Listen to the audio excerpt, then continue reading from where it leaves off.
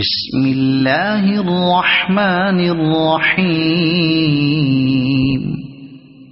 لم يكن الذين كفروا من أهل الكتاب والمشركين منفكين حتى تأتيهم البينة ورسول من الله يتلو صحفا مطهرة فيها كتب قيمة وما تفرق الذين أوتوا الكتاب إلا من بعد ما جاءتهم البينة وما أمروا إلا ليعبدوا الله مخلصين له الدين حنفاء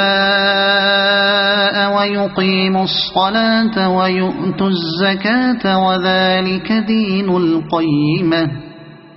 إن الذين كفروا من أهل الكتاب والمشركين في نار جهنم خالدين فيها أولئك هم شر البرية إن الذين آمنوا وعملوا الصالحات أولئك هم خير البرية جزاؤهم عند ربهم جنات عدن تجري من